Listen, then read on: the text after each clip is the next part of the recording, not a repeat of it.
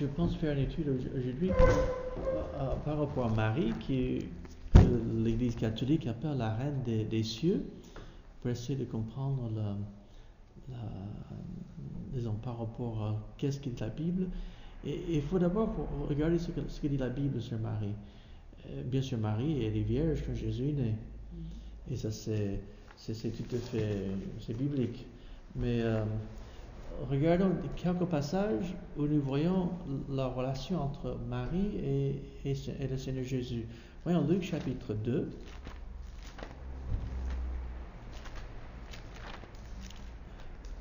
Luc chapitre 2 et verset 49. Disons, d'abord le chapitre 1 et 2 de Luc, le chapitre 1 et 2, nous voyons l'histoire de la naissance de Jésus. Oui, Jésus est né de Marie en tant que vierge. Mais quand on arrive à Luc chapitre 2, verset 49, il y a les parents de Jésus qui sont partis, ils sont montés à Jérusalem pour adorer lors de la fête, et ils sont repartis, ils pensent que Jésus était avec d'autres personnes dans le groupe, et puis ils découvrent que Jésus n'est pas là. Et donc ils reviennent tout étonnés. Versets 48 et 49. Tu veux bien lire, s'il te plaît? Quand ses parents le virent, ils furent saisis d'étonnement, et sa mère lui dit: Mon enfant, pourquoi as-tu agi de la sorte avec nous? Voici ton père et moi, nous te cherchions avec angoisse. Il leur dit: Pourquoi me cherchez-vous? Ne saviez-vous pas qu'il faut que je m'occupe des affaires de mon père? Donc on voit que Jésus ici, c'est Marie qui s'adresse la parole à lui, qui dit: mais pourquoi tu agis comme ça? Pourquoi tu es resté là? Et Jésus, il reprend et il dit: il faut qu'il s'occupe des affaires de son père. C'est verset 50, mais il ne comprenait pas ce qu'il leur disait. Donc Marie n'avait pas elle savait que la naissance de Jésus était miraculeuse, mais ici, lors de cet événement, elle n'a pas compris. Et pourtant, si Marie est ce que prétend l'Église catholique, on penserait qu'elle aurait tout compris. Mais en fin de compte, elle n'a pas compris ce que Jésus voulait dire. Il faut qu'il s'occupe des affaires de son père.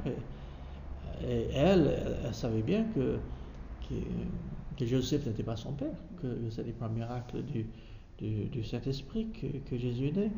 Donc, mais on voit cette relation. Jésus, il n'est pas, on peut dire, impoli avec Marie, mais il n'est pas soumis d'une façon, on peut dire, Jésus sait ce qu'il fait, et tant que Marie ne comprend pas. Maintenant, il est soumis à ses parents, on voit dans le passage un peu plus loin. Verset 50, puis il descendit avec eux pour aller à Nazareth. Il a été soumis, ou il obéissait à ses parents quand même. Sa mère gardait toutes ces choses dans son cœur. On voit que Marie, elle gardait ces choses, ne comprenait pas. Moi, ça m'a toujours étonné quand même. Ah oui? Surtout d'ailleurs, j'aimerais bien connaître l'hébreu ou l'araméen, je sais pas quoi. Pour voir vraiment, parce que ça. Ouais. C'est pas poli, mais enfin, ça fait quand même un peu drôle. Ça le rend supérieur à ses parents. Là. Il est. Les propos le montrent bien. Et que sa mère n'ose pas, parce que sa mère au moins n'ose pas, en parler avec son fils. Oui. Ça fait drôle aussi. Et on voit que Jésus, il est. Vous avez dit qu'il est soumis à leurs parents, ses parents, mais en même temps, il n'est pas. Il est le Fils de Dieu, et elle ne comprend rien. Il est enfant, mais il leur est supérieur. Oui, il est supérieur. Ça se sent quand même. Oui.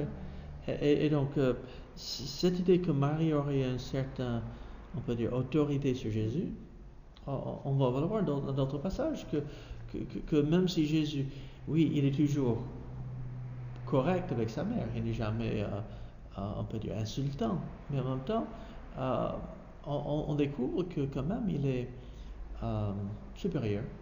Et ce n'est pas sa mère qui a une autorité, on peut dire, par rapport à l'œuvre spirituelle que Jésus a fait. Voyons Jean chapitre 2, l'évangile de Jean chapitre 2.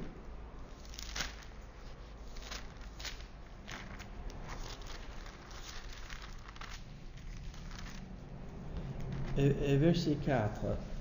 Donc, ici nous avons le mariage de Canaan, où il y a Jésus avec ses disciples et sa mère est là, sont invités à un mariage. On ne sait pas le mariage de qui, mais Jésus est un invité. Je sais que les Mormons essaient de dire que c'est le mariage de Jésus avec Marie et Marthe. Ça c'est où il y a aussi certains, on peut dire, les francs-maçons et tout ça qui essaient de dire ce genre de choses. On voit que Jésus il est invité, donc un invité n'est pas le marié, mais il manque de vin, et donc on voit que Marie, verset, je vais lire verset 3 jours après, il y eut des noces à Cana en Galilée, la mère de Jésus était là, et Jésus fut aussi invité aux noces avec ses disciples. Le vin ayant manqué, la mère de Jésus lui dit, ils n'ont plus de vin. Donc on voit que Marie elle demande à Jésus de s'en occuper. Là, Jésus est adulte. Adulte, oui. Ici, Jésus, il doit avoir tout de 30 ans. Jésus lui répondit, femme, qui est-il entre moi et toi? Mon heure n'est pas encore venue. Sa mère dit au serviteur, faites ce qu'il vous dira. Donc on voit que Jésus, Marie, on peut le pousse un peu, elle veut maintenant le mettre en avant. Elle va pousser Jésus à se manifester. Il déjà commence à avoir ses disciples. Il commence il a été baptisé, il dit ça. Et Marie dit, maintenant c'est le moment. Et on voit que Jésus dit, femme, qui est-il entre moi et toi? Entre dit, femme, quelle autorité? Qu'est-ce que entre toi et moi? C'est pas toi qui me dis ce que je dois faire. Tu vois, l'idée. Mon heure n'est pas encore venue. C'est pas encore. Jésus dit, c'est moi qui dirige ce qui se passe. Le fait de l'appeler femme, ça choque. Oui, ça choque. Parce que quand c'est sa mère, une femme à sa mère, peut-être à cette époque-là, je ne sais pas. Je pense qu'il est aussi dans la culture, tout ça, mais quand même, ce n'est pas chérie maman, s'il te plaît, je ferai ce que tu veux. C'est pas ce genre de. Jésus est supérieur et on le ressent. Maintenant, sa mère va dire au serviteur, faites ce que lui vous dit. Autrement dit, Marie reconnaît que c'est Jésus qui a l'autorité. Et donc, oui, Jésus va changer l'eau en vin, il va faire un miracle, mais après avoir mis sa mère en place, de rétablir les choses telles qu'il devait être. Mais qu'y a-t-il entre moi et toi? Je trouvais presque que c'était nier sa filiation. C'est pas le cas, mais enfin, on pourrait dire tu n'es pas ma mère, dans un sens aussi. Je pense pas que c'est dans ce sens, mais c'est dans le sens, c'est pas à toi de me dire ce que je dois faire. C'est gentiment, mais c'est. Il remet sa mère à sa place tout en exerçant son autorité. Et c'est souvent j'utilise cette illustration, peut-être que tu m'as déjà entendu utiliser, mais qu'est-ce que tu penserais de président Sarkozy si chaque fois qu'il voulait faire quelque chose, il demande à sa mère ce qu'il doit faire? On dirait on t'a lu toi être président, pas ta mère. Je ne sais même pas si sa mère est vivante, je ne sais rien, je sais rien de tout. Mais tu vois ce que je veux dire? C'est le président de la République française, c'est un homme, il prend ses responsabilités. Monsieur Obama, président des États-Unis, il prend ses responsabilités. Qu'on est d'accord, pas d'accord. Mais ils ne sont pas en train de courir et demander à leur mère qu'est-ce que je dois faire et tout cela. Et ici, quand Jésus dit qu'est-ce qui est entre toi et moi, il est en train de dire écoute, c'est pas toi qui me dis ce que je dois faire. Il met une certaine distance, on peut dire, entre lui-même et sa mère du point de vue autorité. Euh, voilà un autre passage, Luc chapitre 11. Luc chapitre 11 et verset 27.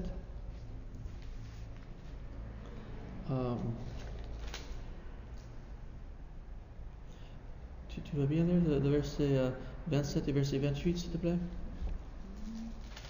Luc chapitre 11. 27, 28.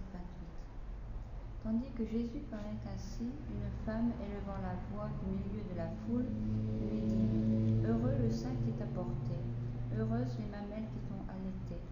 Et il répondit: Heureux plutôt ceux qui écoutent la parole de Dieu et qui la gardent. Donc, cette personne qui crie, c'est, on peut dire, sûrement ta maman est fière de toi.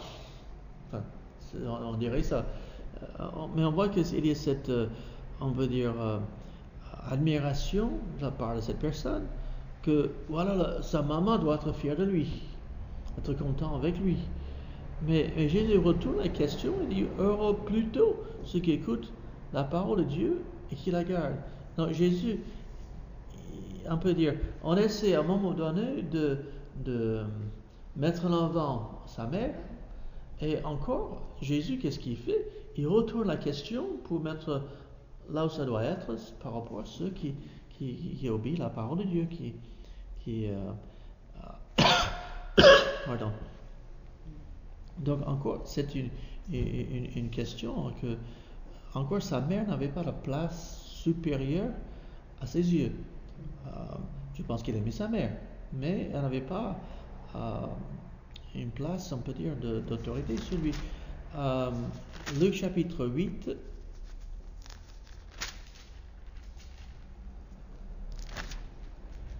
je vais commencer avec verset 19. La mère et les frères de Jésus vinrent le trouver, mais ils ne purent l'aborder à cause de la foule. Donc il y a Marie avec les frères de Jésus qui vient, et il y a foule autour, il n'arrive pas à y accéder. On lui dit: ta mère et tes frères sont dehors, et ils désirent te voir. Donc on leur fait dire: écoute, Marie et tes frères sont dehors. On va voir si Jésus fait une exception pour eux. Mais il répondit: ma mère et mes frères, ce sont ceux qui écoutent la parole de Dieu et qui la mettent en pratique. Donc encore, Jésus n'a pas donné une place d'exception à sa mère ou à ses frères. Attends, d'autres passages nous disent que ses frères n'ont pas cru en lui avant qu'il soit ressuscité. Mais quand même, on voit que Jésus n'a pas, on peut dire, donné une place de prééminence à sa mère ou à ses frères. Tu le vois? C'est même encore, c'est pas dur, mais c'est ouais. Net. Et je crois que Dieu savait ce que les hommes allaient faire avec Marie. Et donc, il met dans la parole des passages qui sont particulièrement percutants pour que celui qui veut voir, il voit que ce n'est pas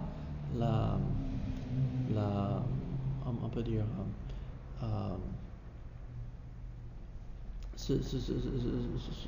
elle n'a pas un rôle de médiatrice et ainsi de suite.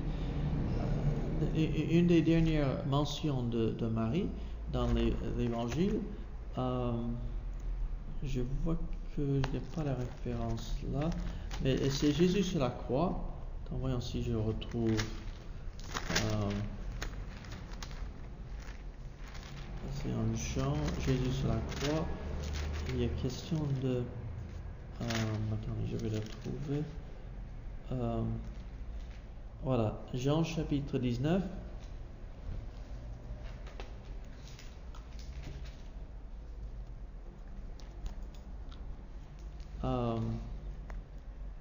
Verset 26 jusqu'au verset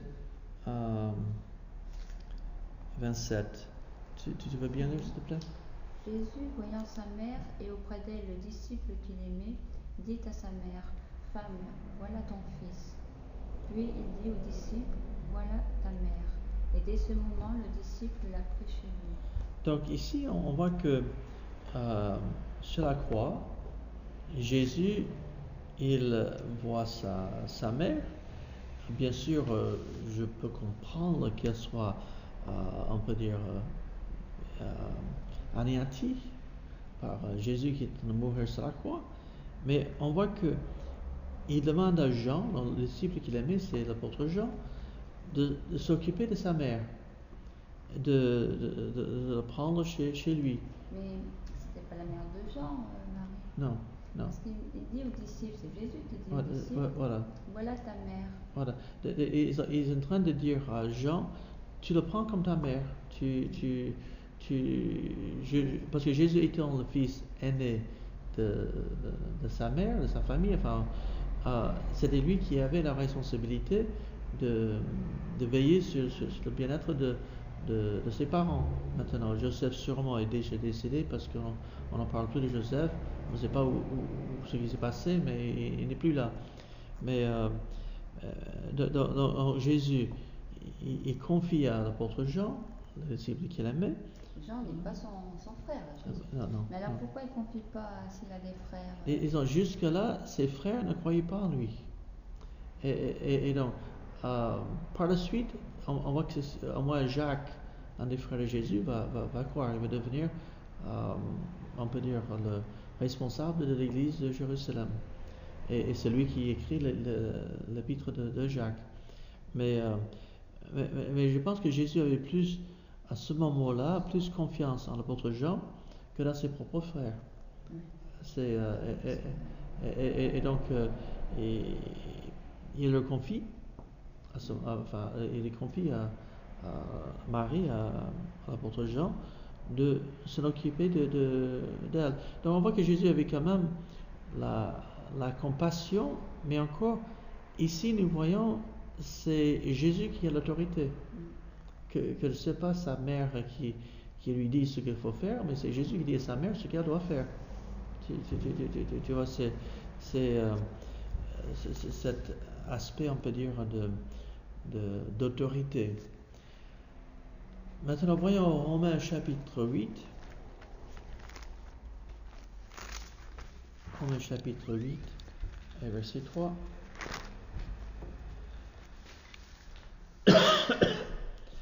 Tu veux bien lire, s'il te plaît?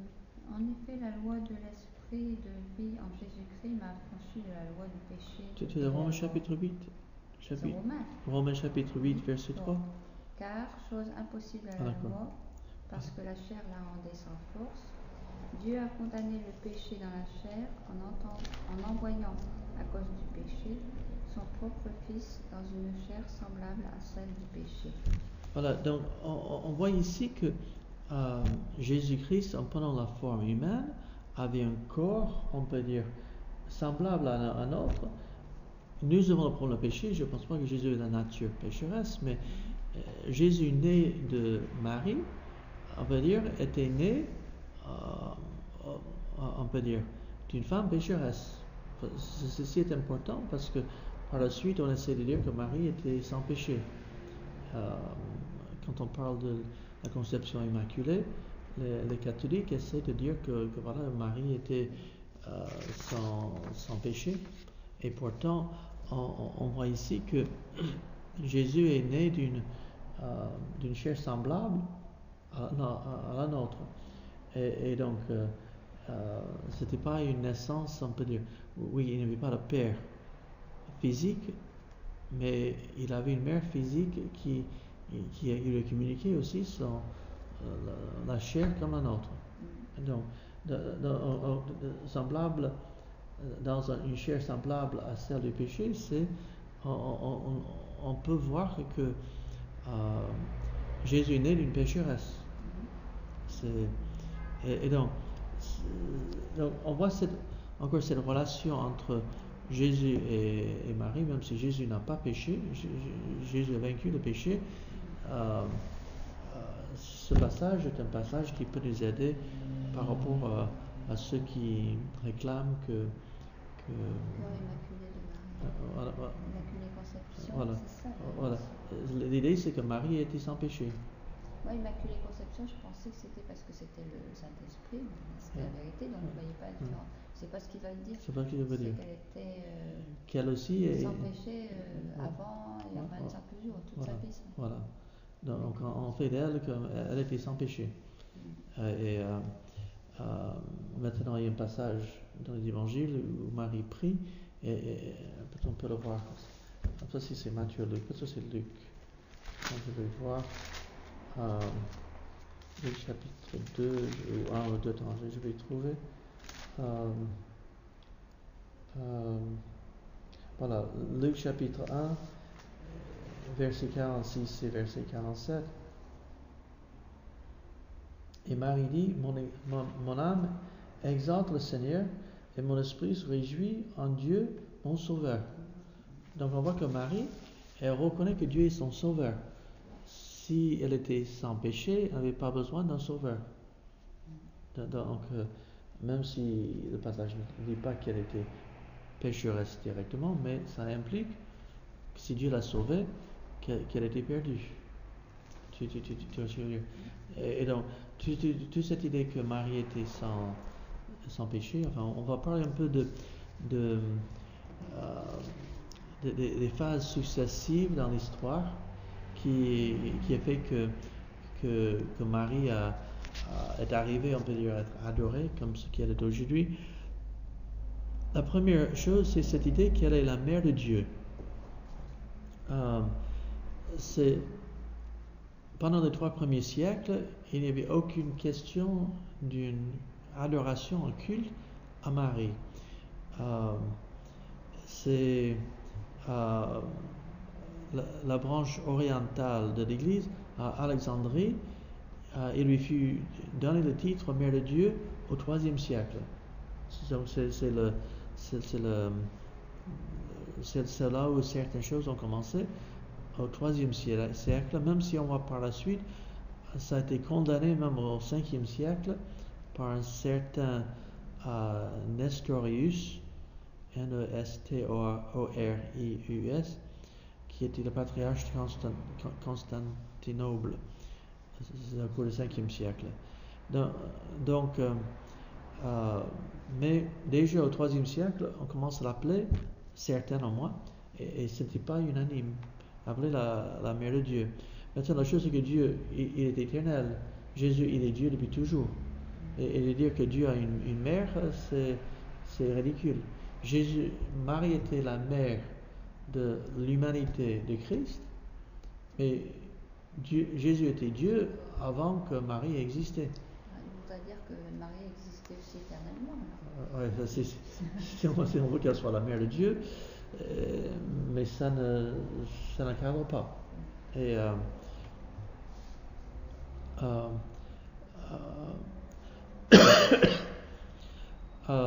Hébreux chapitre 10, verset 5. Hébreux chapitre 10 et verset 5.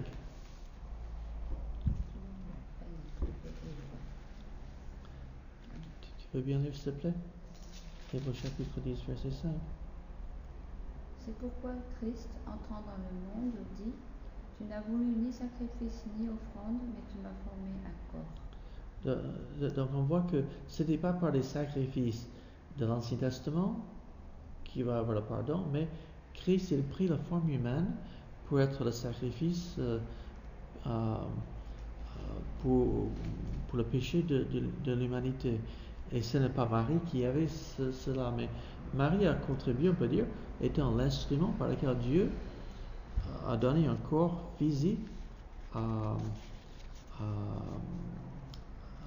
Jésus-Christ. La deuxième étape dans l'histoire, c'est que d'abord, elle est appelée la mère de Dieu, et puis on est allé plus loin et on parle de sa virginité perpétuelle.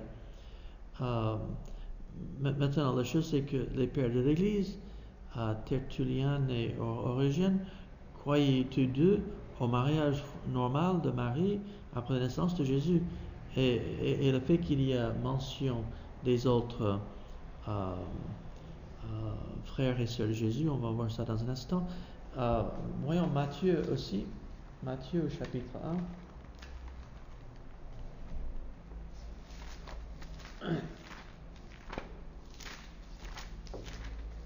Matthieu chapitre 1 et verset 25. Tu veux bien lire, s'il te plaît? Matthieu 1, verset 25. 1, 25. Mais il ne la connut point jusqu'à ce qu'elle ait enfanté un fils auquel il donna le nom de Jésus. Donc, cette idée de Joseph qui n'a pas connu Marie, de le connaître, c'est dans le sens des relations conjugales. C'est une façon que ça se dit dans la Bible. Un homme qui a connu une femme, c'est pas simplement bonjour, je suis ravi de te rencontrer. C'est certain, ils se connaissaient du point de vue connaissance auparavant, mais de ne pas point connu jusqu'à ce qu'elle ait enfanté Jésus, c'est une façon intime, normale dans le mariage. C'est pas un péché dans le mariage que l'homme et femme aient des rapports intimes. Matthieu chapitre 13. Matthieu chapitre 13, versets 55 et 56.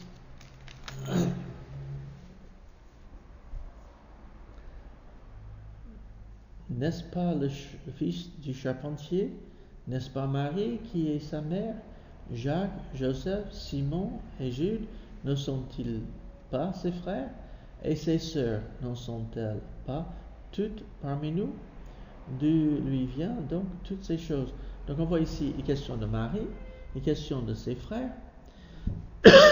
Maintenant, l'argument de l'Église catholique, on essaie de dire que voilà, ce sont des cousins. Et c'est vrai que le mot frère peut, dans certains contextes, indiquer cousin. Mais quand ça parle des sœurs, le mot sœur ne veut pas dire cousine, ça veut dire sœur. Donc, et sœur au pluriel, donc il avait au moins 2 sœurs, peut-être plus, on ne sait pas. Le nombre des sœurs n'est pas mentionné. Il y a les noms de 4 frères, et puisque c'est frères et sœurs, c'est normal que les frères soient des frères, pas des cousins. Donc, et que le mot sœur ne peut pas dire cousine en grec, c'est clair que Marie et Joseph, il y avait d'autres membres de la famille. Maintenant, certains catholiques essaient de dire peut-être Joseph avait d'autres enfants par un premier mariage. C'est une supposition qu'ils essaient de faire, mais je sais que Jésus est traité comme le premier-né. Donc, oui, c'est le premier-né entre Marie et Joseph.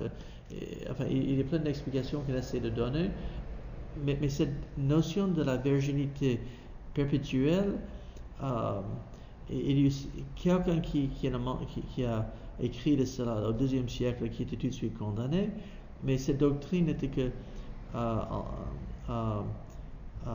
enseignée que dans le IIIe siècle, que c'est devenu quelque chose qui était avancé, et ces arguments par rapport à frères et sœurs de Jésus étaient utilisés pour un peu combattre une certaine hérésie, le docétisme qui croyait pas l'humanité de Christ, qui était utilisé pour certains gnostiques qui voulaient que Jésus ne soit qu'un esprit et n'ait jamais eu une chair physique. Mais ces arguments des frères et des sœurs ont été utilisés pour les frères et les sœurs. Les frères et sœurs, donc il avait un corps humain parce qu'il est frères et sœurs, parce que c'est certains qui ont essayé d'avancer cela. Mais enfin, c'est Jérôme, en l'année 387, qui a écrit, on peut dire, qui a avancé cette idée de la virginité perpétuelle. Et puis c'est le concile de Chalcédoine, Chalcédoine, dans l'an 451, que c'est devenu dogme de l'Église catholique. La prochaine étape, c'est celui de l'Immaculée Conception. On peut dire encore là que c'est l'idée que Marie était née sans le péché originel, qu'elle était même si Augustin lui-même affirmait que Marie était née dans le péché originel comme tout le monde. Augustin le croyait. Ça veut dire quoi, Immaculée Conception? Qu'elle était née elle-même du Saint-Esprit? Disons, c'est un mystère. Comment parce qu'elle n'était pas issue de relation avec son père et de sa mère. Disons, c'est pas très clair. C'est en partie le problème parce que il faut revenir en arrière parce que si elle est née d'une façon extraordinaire, ça veut dire que sa mère aussi soit née et ça va loin. Tu vois ce que je veux dire? Et en fin de compte, c'est une mais ce n'était pas reconnu en tant que dogme officiel par l'Église de Rome qu'en 1854. En 1854, c'est pas si loin que ça dans l'histoire.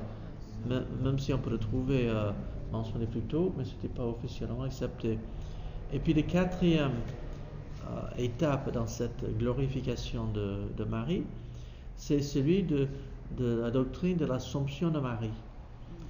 C'est-à-dire que Marie serait morte, ressuscitée et montée au ciel parce que Dieu n'aurait pas voulu que le corps qui a porté Jésus voit la corruption. Mais même si on peut le trouver dans l'histoire, qu'il est certain qu'il le croyait, mais ce n'est qu'en 1954 que c'est devenu officiel. Donc ça fait, c'est l'année avant que je sois né. C'est devenu officiel. Mais sur quoi il se base? Il n'y a rien dans la Bible, c'est simplement une croyance. C'était un dogme en 1954, mais ça a été cru depuis. Disons, il y en a qui ont cru ici dans les notes que j'ai ici, ça parle de 7e siècle. Enfin, il y a certains qui commencent à l'avancer, mais ce n'est que, on va dire, le 20e siècle que c'est reconnu. Donc on voit que ces croyances de la déification presque de Marie, enfin de rendre un culte à Marie, c'est quelque chose qui a avancé petit à petit dans l'histoire. Et puis on arrive qu'elle est appelée aussi la reine des cieux. Cette idée de la reine des cieux, on trouve en Jérémie chapitre 7, dans l'Ancien Testament, Jérémie chapitre 7 et verset 18.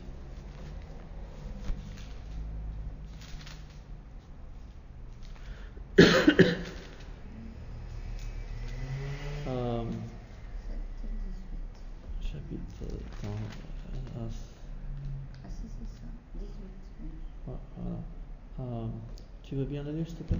Les enfants ramassent du bois, les pères allument le feu et les femmes pétrissent la pâte pour préparer des gâteaux à la reine du ciel et pour faire des libations à d'autres dieux.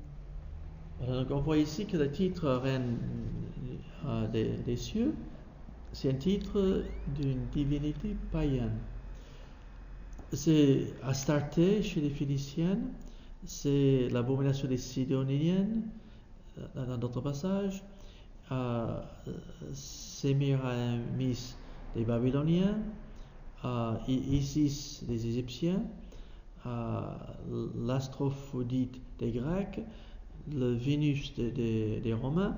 Donc on trouve dans le paganisme cette idée du reine des cieux.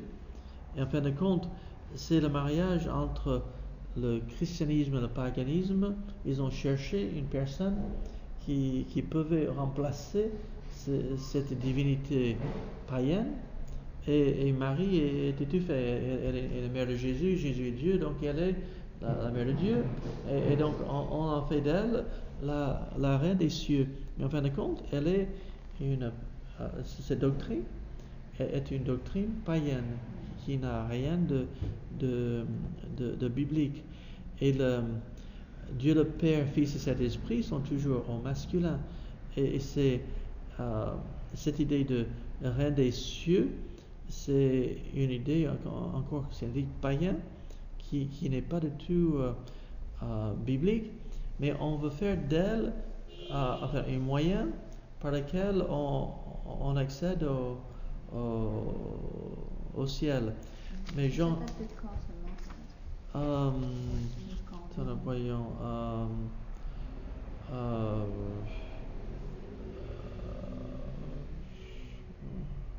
C'est récent, mais ça a toujours été.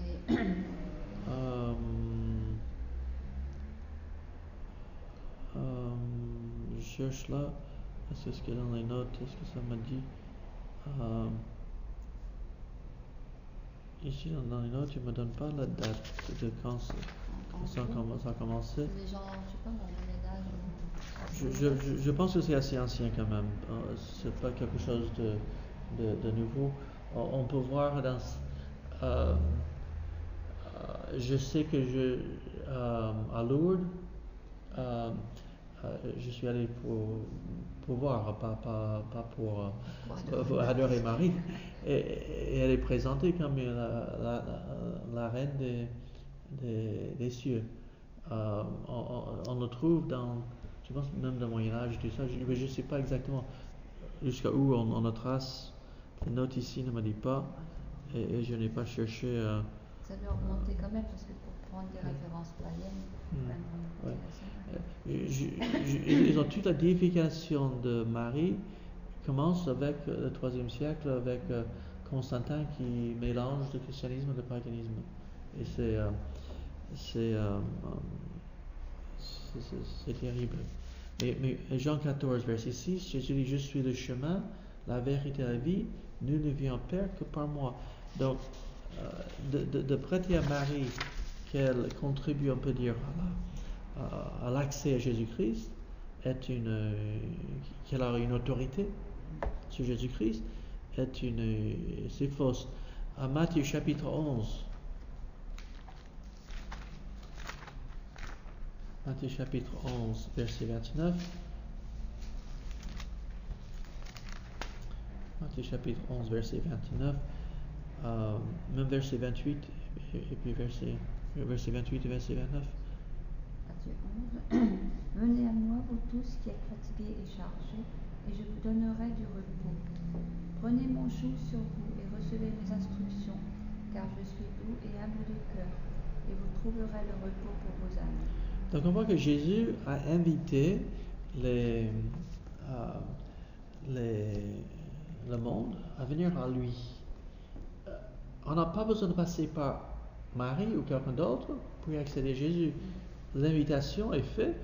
On n'a pas besoin d'un intermédiaire pour accéder à Jésus-Christ.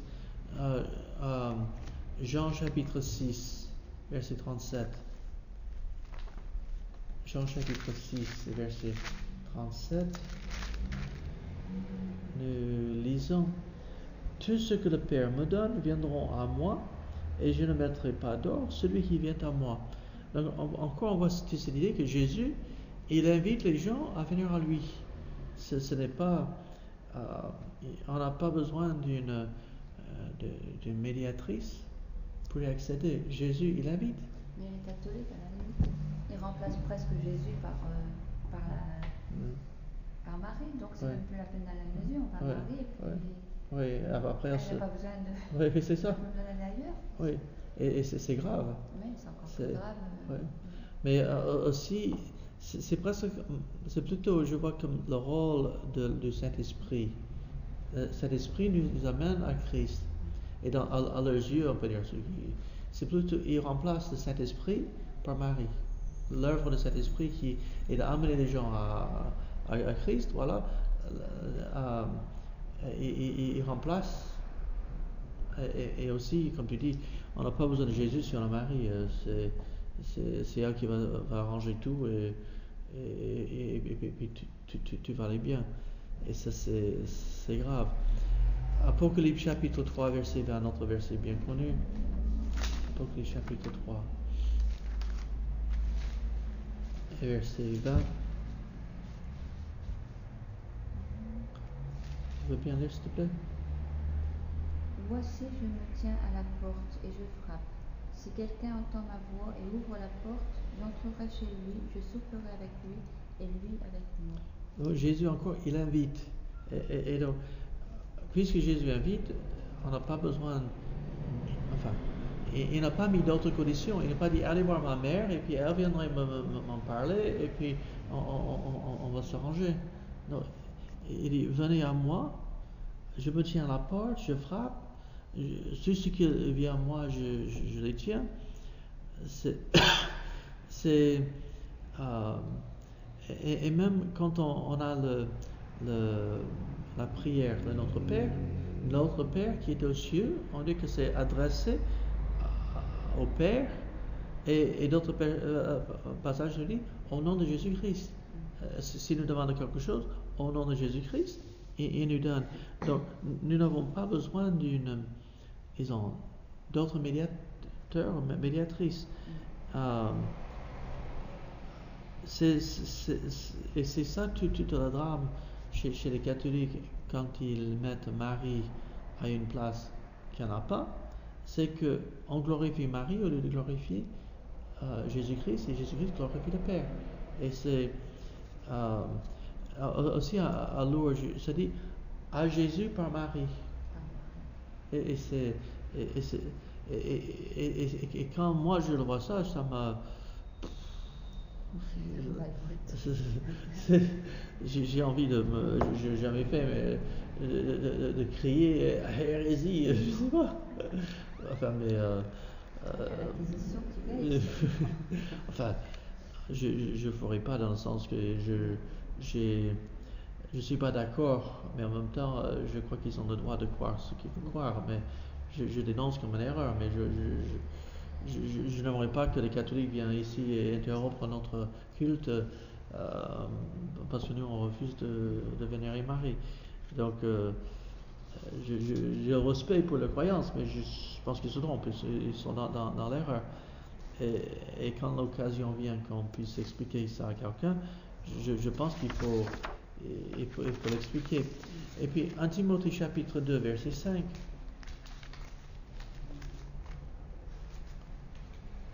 1 Timothée chapitre 2 et verset 5.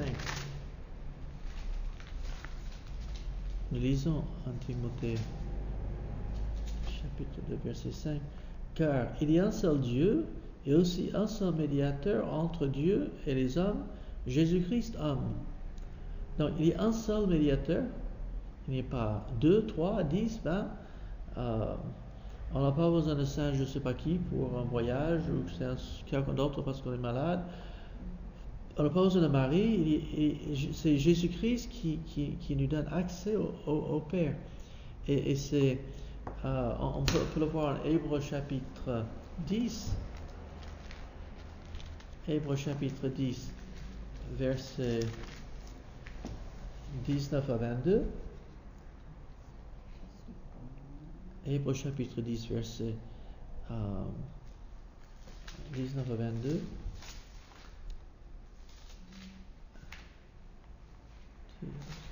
Quand tu trouves, tu veux bien lire? Hébreux chapitre 10, versets 19 à 22. Ainsi donc, frères, nous avons, au moyen du sang de Jésus, une libre entrée dans le sanctuaire par la route nouvelle et vivante qu'il a inaugurée pour nous au travers du voile, c'est-à-dire de sa chair. Et nous avons un souverain sacrificateur établi sur la maison de Dieu. Jusque vous? Jusque verset 22.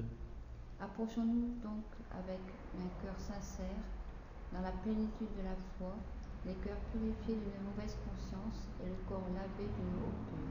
Donc encore, on voit cette idée de cette invitation à venir à Jésus-Christ, que nous pouvons, à cause de son sacrifice, nous pouvons nous approcher de Dieu, et c'est lui notre accès. Nous avons une entrée libre grâce à l'œuvre de Jésus-Christ. Et donc, quand on cherche à glorifier Marie à la place, ou il donne une place de médiatrice ou d'intermédiaire, en fin de compte, on diminue l'œuvre de Christ. Matthieu chapitre 17, c'est un passage que je trouve frappant et une grande parallèle. Matthieu chapitre 17, 6 jours après, Jésus prit avec lui Pierre, Jacques et Jean, son frère, et les conduisit à l'écart sur une autre montagne. Il fut transfiguré devant eux, son visage resplendit comme le soleil, et son vêtement devint blanc comme la lumière. Et voici Moïse et Élie leur apparurent, s'entretenir avec eux. Donc, là on voit Jésus sur la montagne, il est glorifié, il est Moïse et Élie. Maintenant, il faut savoir que les Juifs, Moïse était un grand personnage, et Élie aussi. Verset 4, Pierre, prenant la parole, dit à Jésus, Seigneur, il est bon que nous soyons ici. Attends, je vais modifier un peu le texte pour faire ressortir ce que je veux faire. Si tu le veux, je dresserai ici 3 tentes, une pour toi, une pour Saint Moïse et une pour Saint Élie. J'ai ajouté le mot saint, qui n'est pas dans le texte. Mais on peut dire, on voit que Pierre, il veut faire 3 tentes, et il veut, voilà, un endroit où on va vénérer Jésus, une on va vénérer Moïse, l'autre on va vénérer Élie, on va les glorifier, on va les exalter, comme il parlait encore, une nuée lumineuse les couvrit, et voici une voix fit entendre de la nuée ces paroles. Celui-ci, non, pas Moïse, pas Élie, pas Marie, pas je ne sais pas qui, celui-ci est mon fils bien-aimé, en qui j'ai mis toute mon affection, écoutez-le. Pour moi, lorsqu'ils entendirent cette parole, les disciples tombèrent sur leur face et furent saisis d'une grande frayeur. Mais Jésus s'approcha et le toucha et dit, levez-vous, n'ayez pas peur. Alors, on voit que la réaction de Pierre, ça me fait penser à la réaction de beaucoup qui attachent à Marie une importance, on peut dire, plus haut que ce que la Bible lui donne, un peu comme Pierre ici, j'ai ajouté le mot saint, le Saint Moïse, le Saint Élie. Je ne suis pas dans le texte, mais c'est cette attitude. Et c'est grave quand on comprend, c'est Jésus-Christ, celui-ci est mon fils bien-aimé à qui je mets toute mon affection, écoutez-le. Que c'est Jésus qui doit être, on peut dire, glorifié, honoré. Celui qui glorifie le Fils glorifie le Père. Et combien nous sommes appelés à venir à Jésus-Christ. Il n'y a nulle part appel à venir à Marie ou à d'autres pour recevoir le pardon, la grâce, le salut, la réponse à la prière. C'est Jésus et Jésus seul. C'est clair? Maintenant, la phrase plus loin. N'ayez pas peur. Je ne sais pas si vous avez entendu le pape, et maintenant l'Église catholique, elle reprend bien cette phrase, parce que bien sûr, c'est une phrase qui est très belle et tout ça. On dirait vraiment que ça vient maintenant du pape. Je ne sais pas je ne sais plus comment il s'appelle, le nouveau pape. Là. Il avait pris ça un peu comme slogan, n'ayez pas peur. Ça avait bien marché. Mais il ne dit pas que ça vient. Disons, n'ayez pas peur. Moi, j'ai pas peur parce que j'ai confiance en Jésus, pas dans le pape, parce que ou l'Église ou la Vierge ou d'autres. C'est Christ qui peut calmer nos peurs, nos craintes et nous donner la tranquillité du cœur. Vous n'écoutez pas la radio, j'écoute par hasard une radio, mais ça fait gâteau, je sais pas quoi, c'est 70 points quelque chose. Ouais, je vais pas écouter. C'est vraiment de la mariolatrie quand même. À longueur de journée, je pense, c'est une nouvelle radio sur l'île. Ah ouais. Et je pensais pas que c'était à ce point-là, le culte de Marie. Parce que j'ai une voisine qui est catholique et elle va entendre les chapelets à 3h30, ça commence. Tous les jours 3h30, j'écoutais un petit peu. Et puis après, en dehors des chapelets, c'est vraiment le culte de Marie, beaucoup plus que ça. Le chapelet, souvent, il récite J'ai vu salut Marie, du Zave. Il y a notre thème, après le Salut Marie, beaucoup plus. Ouais. Notre Père. Ouais. Enfin, mais c'est grave. C'est grave. Bien, on va s'arrêter là, on va prier. Notre Père, nous voulons te louer pour Jésus-Christ qui est notre médiateur, qui est notre sauveur, qui nous donne un accès libre auprès du trône de la grâce. Et nous te louons, Seigneur, pour cela. Que nous n'avons pas besoin d'autres intermédiaires, mais que toi seul, tu nous ouvres la porte, tu nous invites et que nous pouvons venir à toi. Merci notre Père, merci notre Seigneur. Au nom de Jésus-Christ. Amen.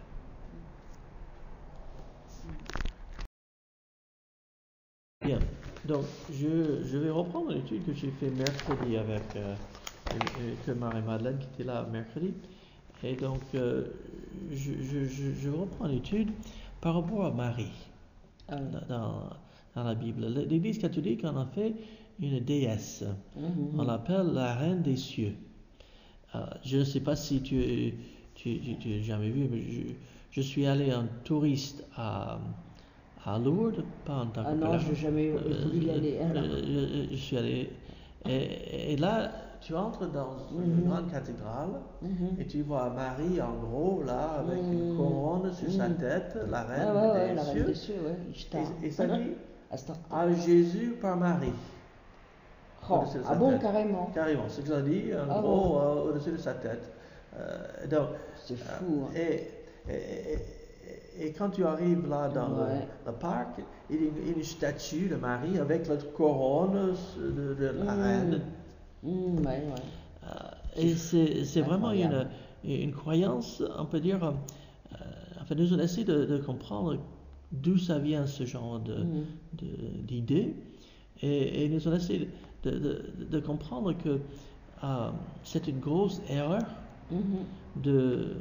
C'est vraiment la déification de Marie.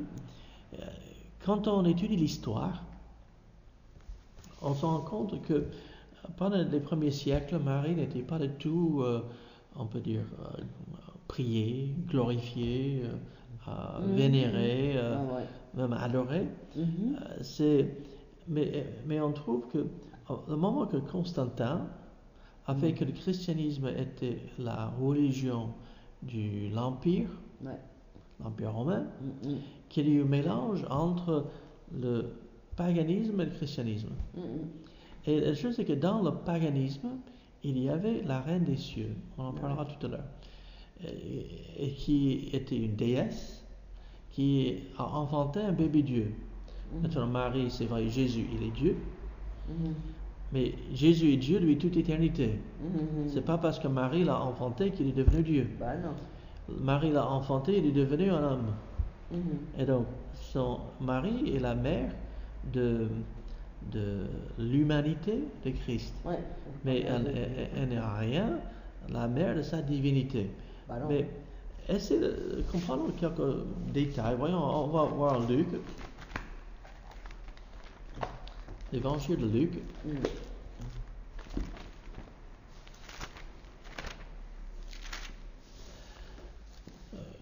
Quand on prend les premiers chapitres, on va Luc chapitre 1 verset 26. Luc chapitre 1 verset 26. Au 6e mois, donc ici il est question du 6e mois d'Élisabeth qui attend Jean-Baptiste. Donc verset 26. Au 6e mois, l'ange Gabriel fut envoyé par Dieu dans une ville de Galilée appelée Nazareth, auprès d'une vierge fiancée, un homme de la maison de David, nommé Joseph. Le nom de la vierge était Marie. L'ange entre chez elle et dit: Je te salue, toi à qui une grâce a été faite. Le Seigneur est avec toi. Troublée par cette parole, Marie se demandait ce qui pouvait signifier une telle salutation. L'ange lui dit: Ne crains point, Marie, car tu as trouvé grâce devant Dieu. Et voici, tu deviendras enceinte, et tu enfanteras un fils, et tu lui donneras le nom de Jésus. Il sera grand et sera appelé fils du Très-Haut, et le Seigneur Dieu lui donnera le trône de David son père. Il régnera sur la maison de Jacob éternellement, et son règne n'aura point de fin.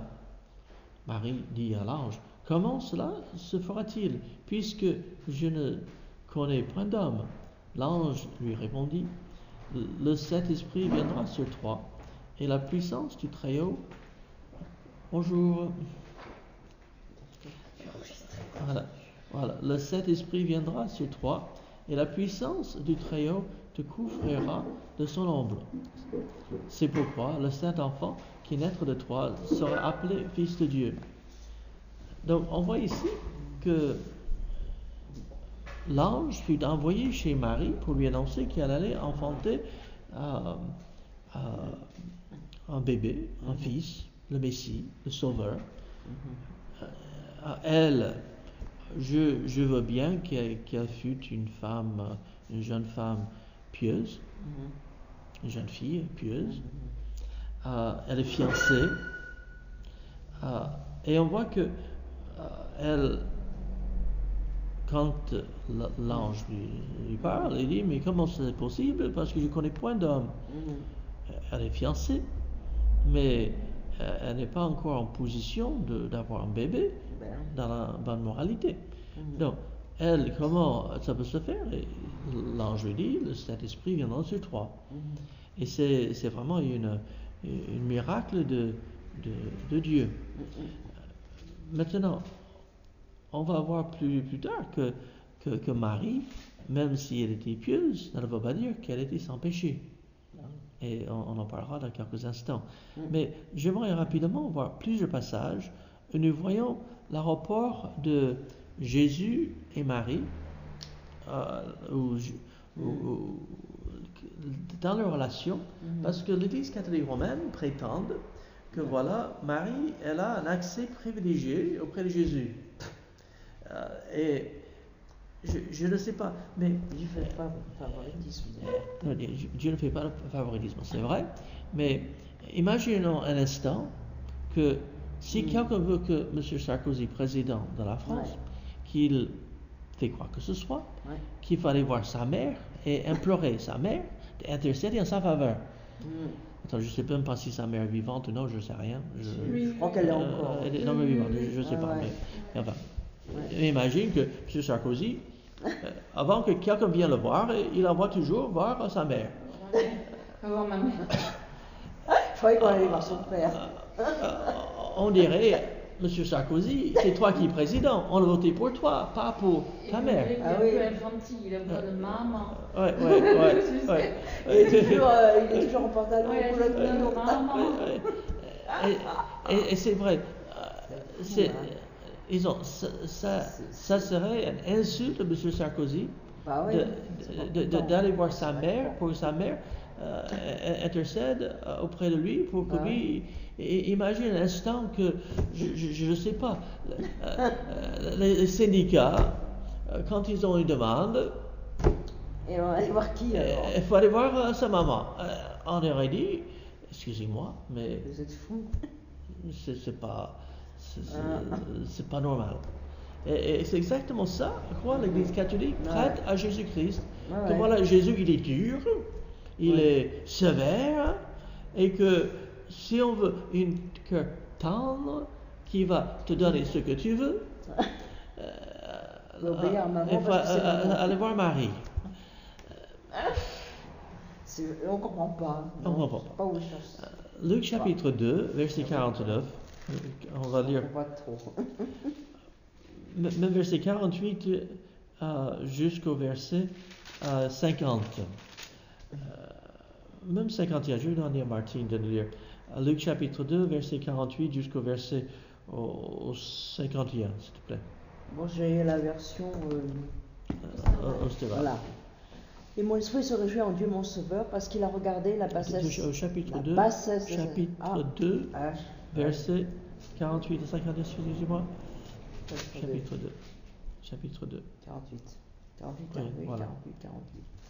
Quand ses parents le virent, ils furent étonnés, et sa mère lui dit, mon enfant, pourquoi as-tu agi ainsi avec nous? Voici ton père et moi, nous te cherchions, étant fort en peine. Et il leur dit, pourquoi me cherchiez-vous? Saviez-vous pas qu'il me faut être occupé aux affaires de mon père? Mais ils ne comprirent point ce qu'il leur disait. Il s'en alla ensuite avec eux et vint à Nazareth, et il leur était soumis, et sa mère conservait toutes ces choses dans son cœur. Donc, on voit là que Jésus, il a 12 ans, ils vont aller au temple. Et après, Marie et Joseph supposent que Jésus est avec d'autres dans le groupe, parce qu'ils sont sûrement allés en groupe. Et puis, en partant, après être parti, ils se rendent compte que Jésus n'est pas là. Donc, il revient à Jérusalem, il cherche, et il finit par trouver Jésus dans le temple. Mais on voit que Marie, elle est... Pourquoi tu as fait ça? Peut-être que c'est la première fois de sa vie que Marie a grondé son fils. Je ne sais pas. Mais on ne voit pas que Jésus n'a pas dit « Excusez-moi, maman, je suis tellement désolé. » Je ne recommencerai pas.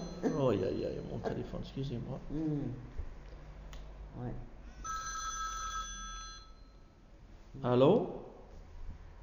Allô, oui? Oui? Oui, ça va? Je suis dans une étude biblique, mais ça va?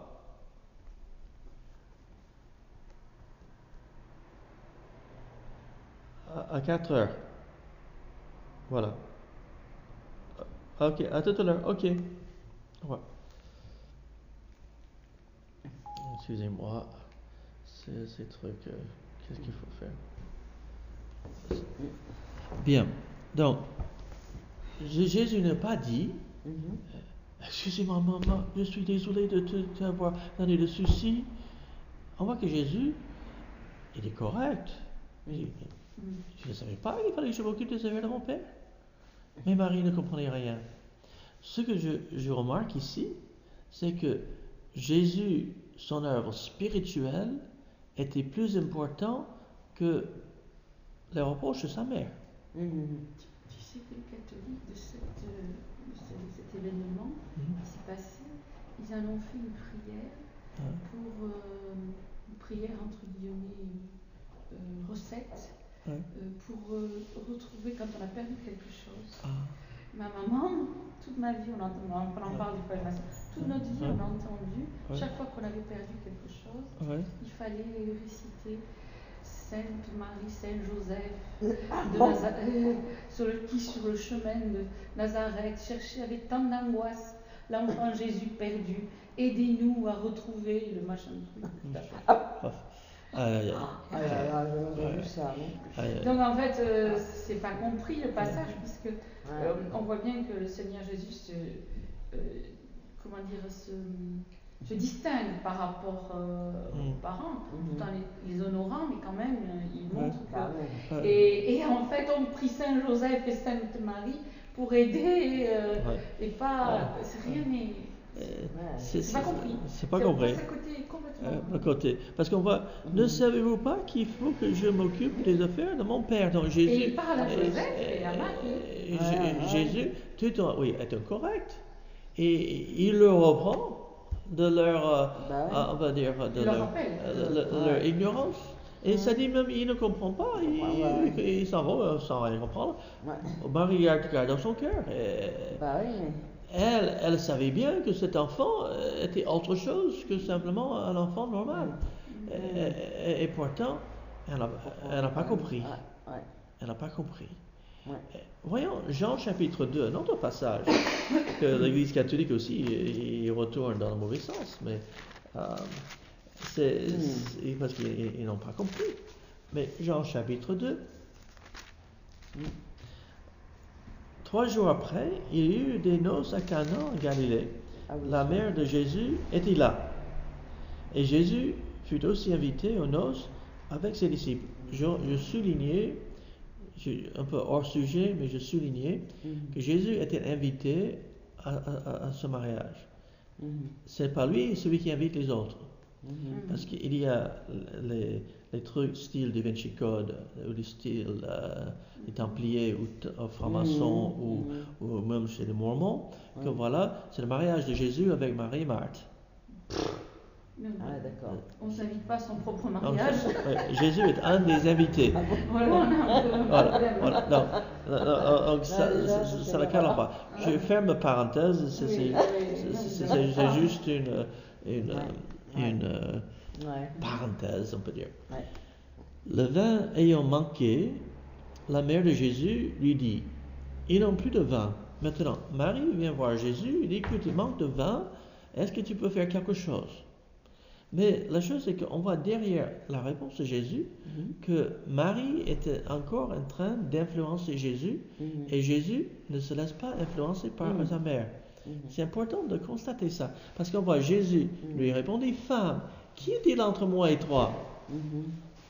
Écoute, femme, toi tu n'as pas le pouvoir sur moi. Femme, il dit femme, il dit pas, maman chérie, Bah non. je ferai ce que tu veux. Non, il dit femme, mon heure n'est pas encore venue. Bah oui. Il est en train de dire que l'heure que Jésus devait se présenter dans sa gloire pour son règne, l'heure n'était pas encore venue pour qu'il se présente. Et en fin de compte, la réponse de Jésus est assez sévère envers sa mère. Oui, parce que femme. Et ils ont, moi, je n'ai jamais adressé à ma mère en disant femme, ceci et cela. Mais Jésus, on peut dire, il fait une distinction entre son œuvre et sa place. Voilà. Qu'elle n'a aucune place dans son œuvre. Vous le voyez? Sa mère dit au serviteur, faites ce qu'il vous dira. Donc, Marie, elle reprend sa place, elle écoute, fais ce que lui te dit. Bah oui. C'est lui le Seigneur, c'est lui le maître, c'est lui le chef. Et puis Jésus va changer l'eau en vin dans l'histoire. Mais je souligne cette réponse de Jésus, femme, qui est-il entre toi et moi? Qui, encore, ça souligne le fait que Marie n'avait aucune influence sur Jésus dans ce qu'il faisait, ce qu'il ne faisait pas. Même si Jésus avait un grand amour, même respect pour sa mère. Mais sa mère n'avait pas plus d'influence sur le ministère de Jésus-Christ que la mère de M. Sarkozy doit avoir une influence sur sa politique. Vous voyez ce que je veux dire? Même, je ne connais rien entre M. Sarkozy et sa mère. J'espère qu'il aime beaucoup et tout ça. Mais j'espère que ce n'est pas elle qui lui dit ce qu'il doit faire dans la politique. Je ne veux pas que ce soit elle. On n'a pas voté pour elle. Les Français n'ont pas voté pour elle. Les Français ont voté pour lui. Et peut-être il y a des moments, peut-être pas, que sa mère n'est pas d'accord avec lui. Peut-être. Mais j'espère que lui, il agit selon sa conscience, selon ses convictions. Maintenant, qu'on est d'accord ou pas d'accord avec lui, ça c'est à chacun de voir. Mais maintenant, voyons Luc chapitre 11, verset 27. Luc chapitre 11, verset 27. Je vais demander, même verset...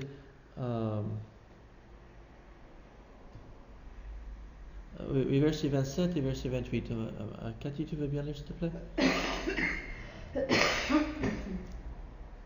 Tandis que Jésus parlait ainsi, une femme, élevant la voix au milieu de la foule, lui dit, « Heureux le sein qui t'a porté, heureuses les mamelles qui t'ont allaité. » Et il répondit, « Heureux plutôt ceux qui écoutent la parole de Dieu et qui la gardent. » Donc, ici, dans la foule, il y a déjà une mariolâtre.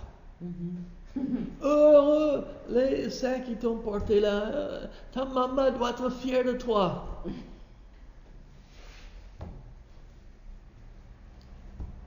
Et Jésus, il se laisse impressionner. Il est heureux plutôt ceux qui m'écoutent, ceux qui font ce que je dis. Autrement dit, Marie n'a pas une place plus élevée que ses disciples. Dans la foule, oui, cette personne, on pensait bien faire. Voilà, ta maman est fière de toi. Elle doit être heureuse aujourd'hui à cause de toi. Et Jésus, non, c'est pas ça. Tu passes à côté. C'est plutôt ceux qui écoutent la parole de Dieu et qui la gardent. Et donc, encore, Jésus, il n'est pas un peu influencé par... Il n'encourage pas. Pardon? Et il n'encourage pas non plus, Oui. on voit le culte Ouais, de la Marie mère. n'est pas du tout encouragé. non, Pas du tout. Non. Voyons Luc chapitre 8. Luc chapitre 8, verset 20 et verset 21. Je vais demander à Martine de nous lire, s'il te plaît. Luc chapitre 8, verset 20 et 21. Même verset 19 à 21. Alors sa mère et ses frères vinrent le trouver, mais ils ne pouvaient l'aborder à cause de la foule. Et on vint lui dire, ta mère et tes frères sont là dehors, qui désirent te voir. Mais il répondit, ma mère et mes frères sont ceux qui écoutent la parole de Dieu et qui la mettent en pratique. Voilà, donc il y a la mère et les frères, on parlera des frères tout à l'heure, mais qui viennent voir Jésus. Mais il y a la foule. Donc, les gens viennent voir Jésus, que ta mère et tes frères sont dehors, ils veulent te voir. Et Jésus n'a pas dit, écoute, je m'arrête, je vais aller voir ma mère et mes frères. Il n'a pas dit, écoute, tout le monde, une petite pause, donne-moi un quart d'heure, je reviens. Non. Jésus n'a pas non plus. Il dit, ouvre le chemin pour que ma mère et mes frères arrivent. Jésus n'a pas dit ça. Non. Jésus n'a même pas dit, va lui demander ce qu'elle veut. Même pas. Jésus dit, écoute, ma mère, mes frères, ce qui compte pour moi, ma famille, c'est ceux qui écoutent la parole de Dieu et qui la mettent en pratique. Autrement dit, ceux qui sont là sont plus proches de moi que ma mère et mes frères. En fin de compte, ceux qui écoutent la parole et la mettent en pratique ont une place plus élevée que sa mère et ses frères.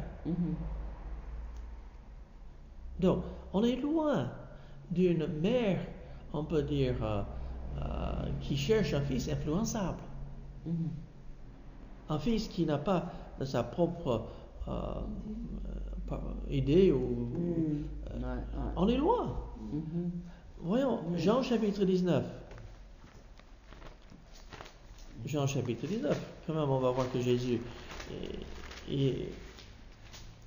Jean chapitre 19. Verset...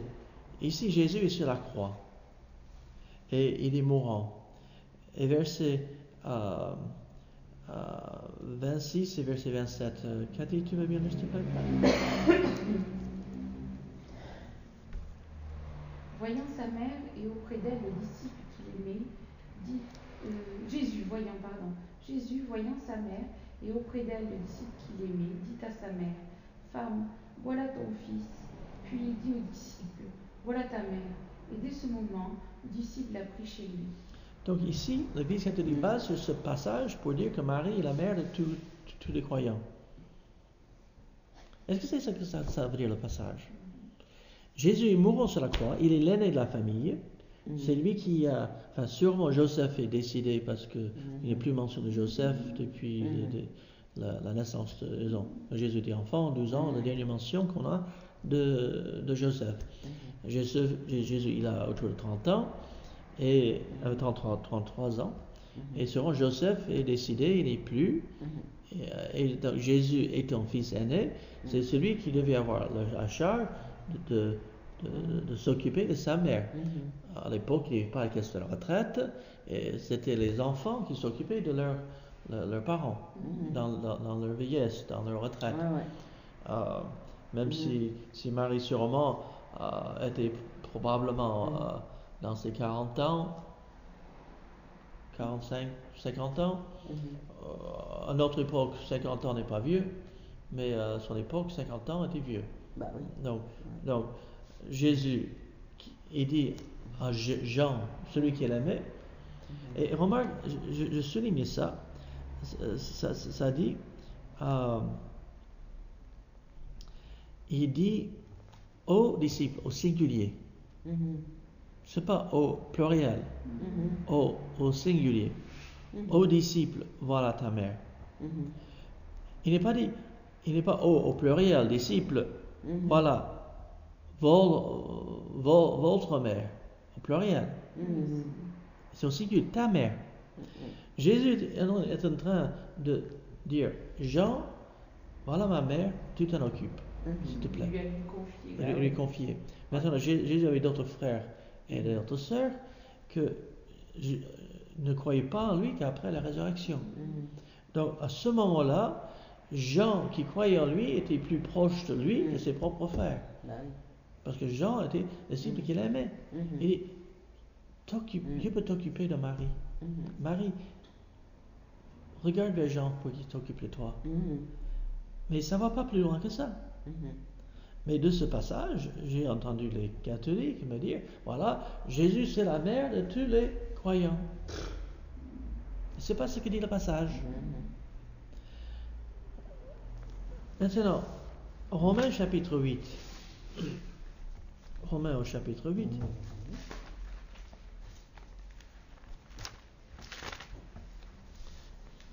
Et verset 3.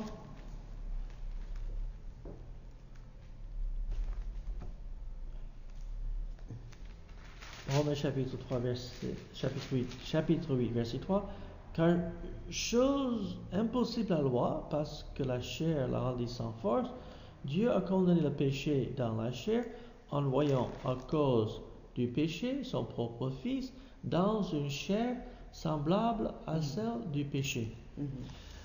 Il faut savoir que Marie, c'est la mère de l'humanité de Jésus-Christ. Jésus né de Marie avait une chair, on peut dire semblable à la nôtre. Jésus n'avait pas de péché, c'est sûr. Il n'avait même pas, il avait la victoire sur le péché. Mais on voit ici que Jésus, il est venu dans une chair. Autrement dit, Marie était un être humain comme nous autres. Elle n'était pas plus, elle n'était pas moins. En Genèse chapitre 3, où il dit la postérité de la femme écrasa la tête du serpent, on voit Jésus devait naître d'une vierge. Mais ce passage montre que Marie n'était pas sans péché. On peut le retrouver. L'Immaculée Conception. Voilà, on va y arriver dans un instant. Mais revenons à Luc. Pour Jésus, quoi. Pour l'égal de Jésus. À Luc, au chapitre 1, Luc chapitre 1. Et verset 46 et verset 47.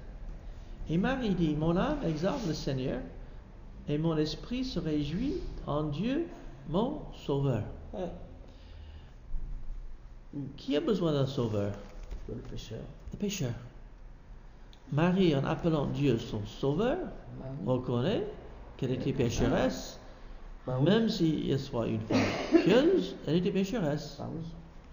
Et donc, Marie n'avait pas, Marie n'était pas sans péché. On va en parler de cette hérésie, l'Immaculée Conception qu'on dit. On voit ici Jésus né d'une chair semblable aux chairs de péché, né d'une femme pécheresse, une femme qui appelle Dieu son Sauveur, et donc Marie qui, on peut dire, je veux bien qu'elle soit une femme pieuse, mais il n'y a rien qui ne dit qu'elle était sans péché. Et même tout le contraire. Donc, on va parler maintenant on va parler de 5 étapes en amenant Jésus vers être la reine du ciel. 5 étapes. Le premier, on peut dire, elle a été appelée pendant les 3 premiers siècles, Marie n'avait pas aucun culte de Marie. Et puis, il y avait à la branche orientale de l'Église, à Alexandrie, au IIIe siècle, il y a quelqu'un qui l'appelait le titre la Mère de Dieu. IIIe siècle, à Alexandrie. Et Et au IVe siècle, cette appellation commence à être populaire, mais a été condamnée par Nestorius, qui était le patriarche de Constantinople au Ve siècle. Donc ce que je veux dire, ce titre mère de Dieu, même s'il est devenu populaire à commencer au IIIe siècle, ce n'était pas chose gagnée même au Ve siècle. Mais il y avait encore controverse. Mais quand même ça a commencé, cette idée. Mais attends, mais Christ, Marie était la mère de son humanité. Voilà, Hébreux chapitre 10 et verset 5.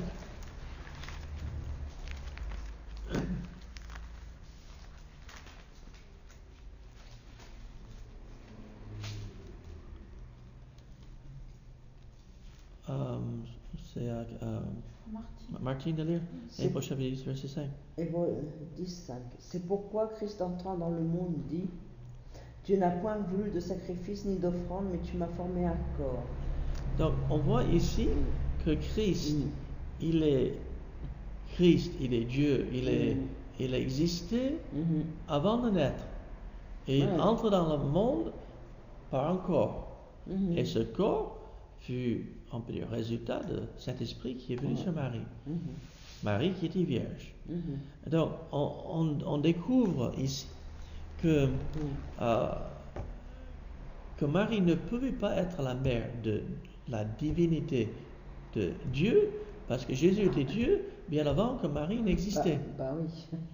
Et donc, mais elle fut la mère de son humanité.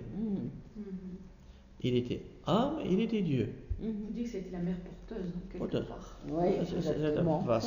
Mais en même temps, je veux bien qu'elle soit la mère de son humanité biologique, mais pas de sa divinité. Donc ce titre, mère de Dieu, est mal placé. Deuxième étape dans cette progression vers la reine du ciel, et il y a cette idée qui est de la virginité perpétuelle. Ça c'est un grand coup. Ça c'est incroyable. Parce que même avec l'accouchement, même si elle était vierge, l'accouchement c'est fini. Tu ne peux plus être vierge. C'est si elle est césarienne, mais aussi mais c'est pas si l'enfant est par les voies naturelles, on a réglé tout. Ça défie tout l'entendement. Mais en même temps, je comprends bien que selon leur doctrine, ça veut dire qu'elle n'a pas eu des rapports sexuels avec un homme pendant toute sa vie. C'est ça la notion catholique, qu'elle n'a pas eu des rapports avec un homme, quel que ce soit. Elle n'a jamais eu des rapports sexuels. C'est dans ce sens-là quand il parle de physiquement, c'est impossible. Elle s'est mariée pour n'avoir rien du tout avec son mari. Maintenant, quelque chose d'aberrant. C'est une innovation. Il y a quelqu'un qui l'avait avancé même au IIe siècle, mais cette doctrine ne devenait pas, on peut dire, chose populaire jusqu'à plus tard. Mais même on peut trouver que les pères de l'Église, tels que Tertullien ou Origène, croyaient tous les deux au mariage normal de Marie après la naissance de Jésus. Donc les pères de l'Église ils croyaient, ils ont bien compris. Donc même si il y a un ouvrage qui était publié au IIe siècle, mais qui était considéré comme hérétique, les pères de l'Église ne croyaient pas.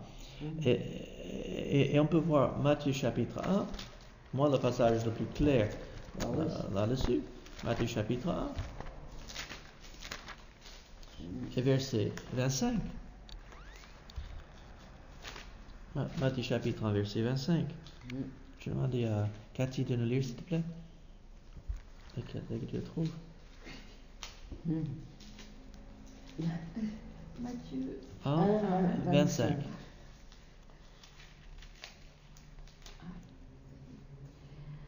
Mais il ne la connut point jusqu'à ce qu'elle eût enfanté son fils premier-né, auquel il donna le nom de Jésus. Voilà. Et le connu, maintenant, le mot connu ici, c'est clair, c'est le rapport entre l'homme et une femme. Parce qu'il la connaissait, puisqu'il était marié avec. Oui, il est fiancé. C'est pas que. Et le connaissait, c'est pas en rencontre.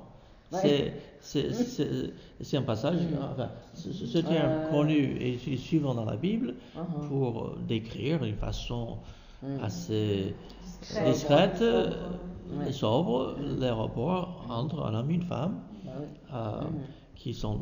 Mais il ne connu point jusqu'à ce que si je dis je n'ai jamais vu la France jusqu'à ce que je suis arrivé il y a 31 ans en arrière. Ça veut dire que je n'ai pas vu avant, mais après j'ai vu. Si je dis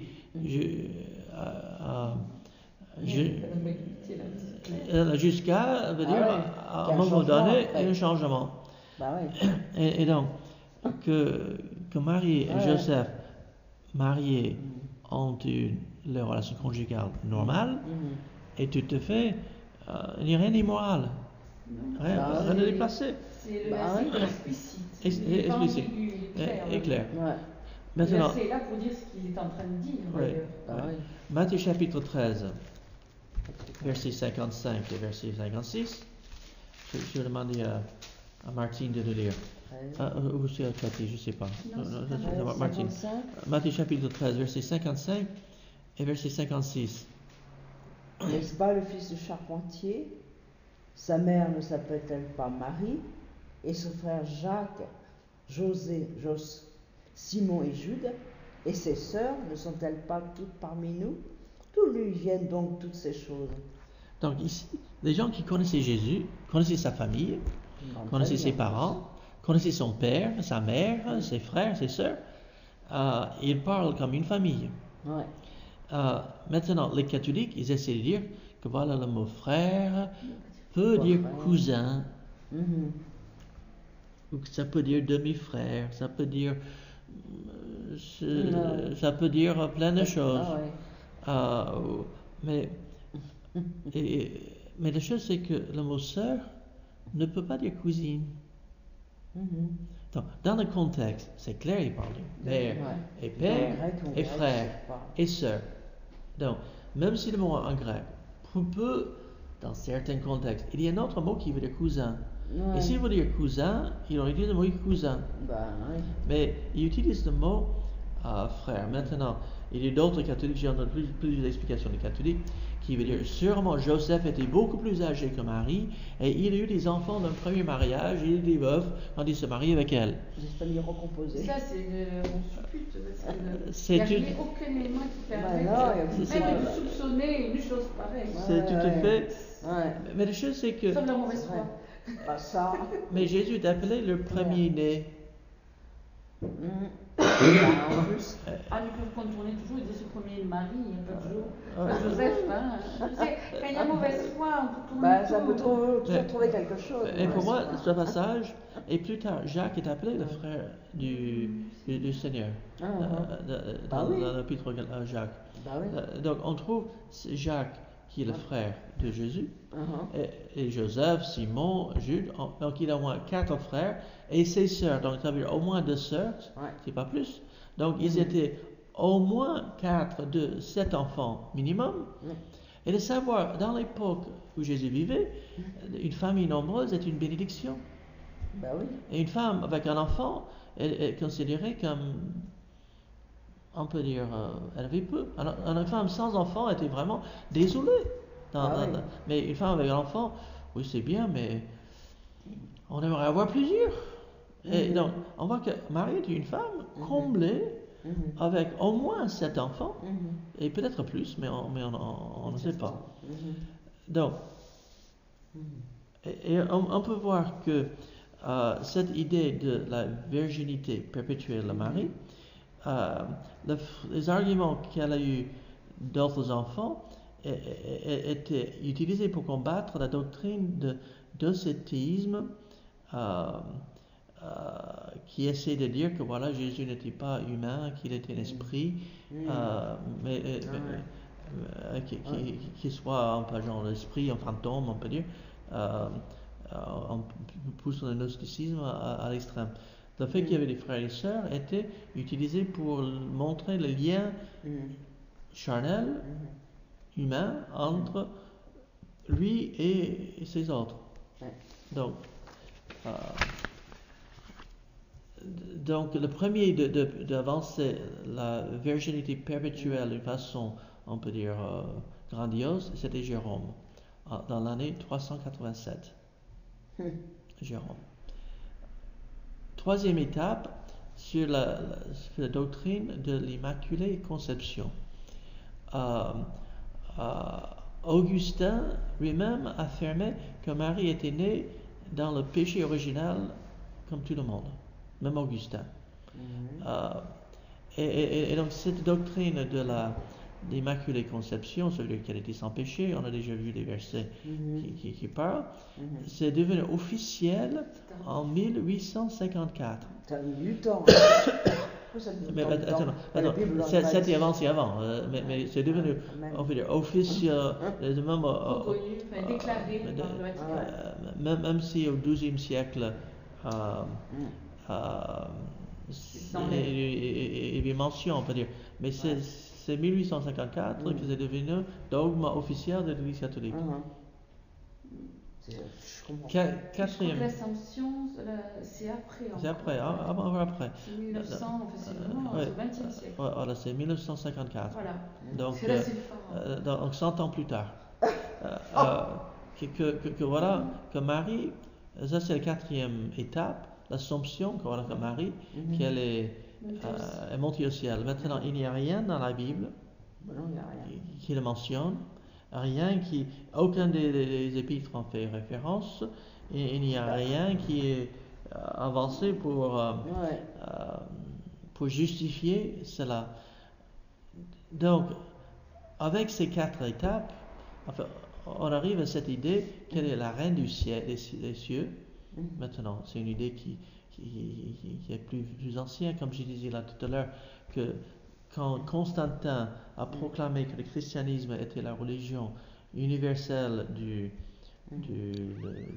l'Empire romain, il y a eu mariage entre le paganisme et le christianisme. Voyons d'abord Jérémie au chapitre 7. La reine du ciel, Jérémie au chapitre 7 et verset 18. Cathy, tu veux bien lire, s'il te plaît?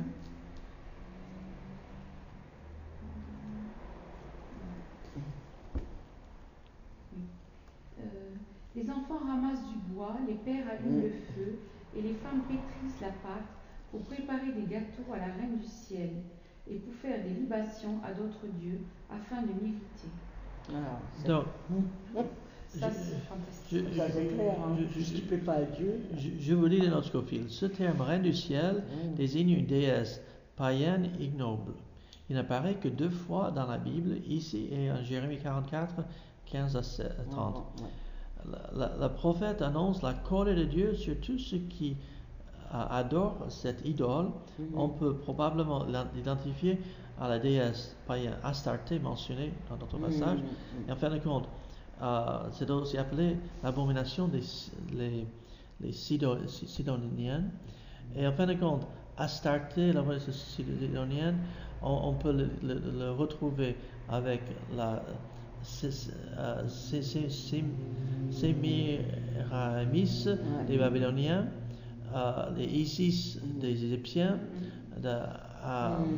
Aphrodite des Grecs, la Vénus des Romains.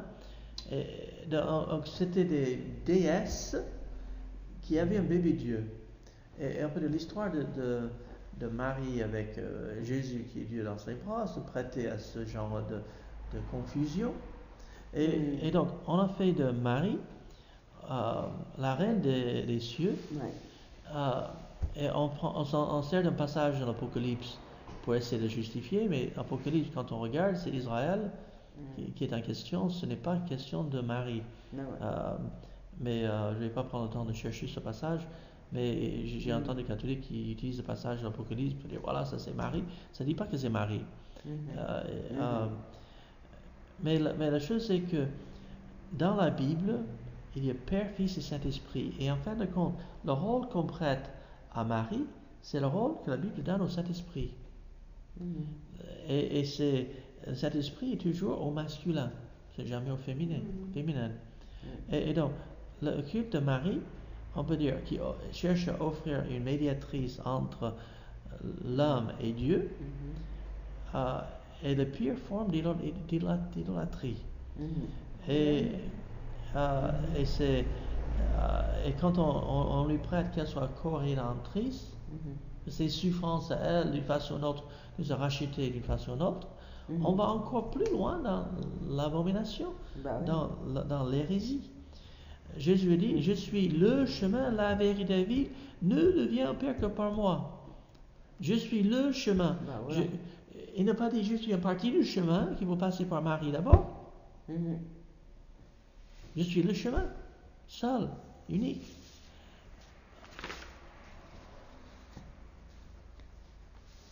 Matthieu chapitre 11.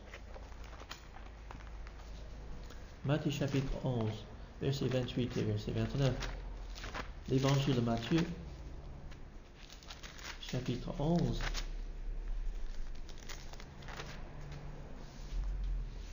Martine, tu veux bien le lire, s'il te plaît? Matthieu 28 et 29. Matthieu 11. Matthieu 11, oui. Le verset 28 et 29. Ah, il y a quelqu'un qui arrive. Ouais. Viens à moi, venez à moi. Bonjour. Excusez-moi, bonjour. Ouais. Je voulais savoir, Léo, il veut venir ce matin. Oui, il peut venir, oui. C'est à quelle heure? C'est à À 10h30. 10h30. 10h30. D'accord. Moi je vais conduire à 10h30 alors. D'accord, ok, d'accord. Merci, D'accord. excusez-moi. Non, pas de problème, pas de problème. Donc, tu veux lire le verset 28 et verset 29? Oui, venez à moi, vous tous qui êtes fatigués et chargés, je vous soulagerai. Chargez-vous de mon joug et apprenez de moi, parce que je suis doux et humble de cœur. Et vous trouverez le repos de vos âmes, car mon joug est aisé et mon fardeau léger. Donc, Jésus invite les gens à venir à qui? À lui. Il n'a pas dit, allez voir ma mère, et on va se débrouiller. Elle veut tendre, et on va se débrouiller. Non, Jésus invite les gens à venir à lui. Et même Jésus dit, en Jean 6, 37, je ne mettrai pas d'or, celui qui vient à moi. Et aussi, Apocalypse chapitre 3, verset 20, je me tiens à la porte, je frappe. C'est celui qui ouvre la porte. Qui entend ma voix, ouvre la porte, j'entrerai chez lui, je souperai avec lui, lui avec moi. Jésus, l'invitation, c'est de venir à lui et à lui seul. Et de mettre d'autres entre nous et Dieu est une grave erreur.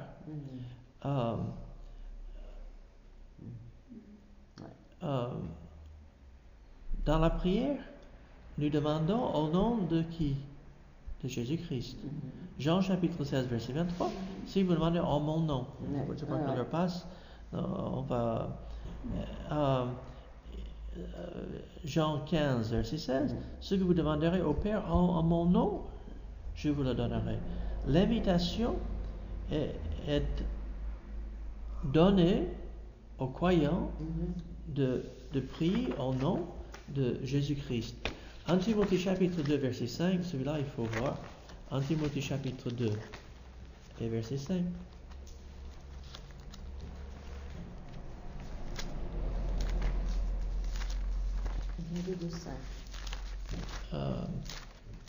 Timothée 2, verset 5, il va nous Cathy de le lire, s'il te plaît.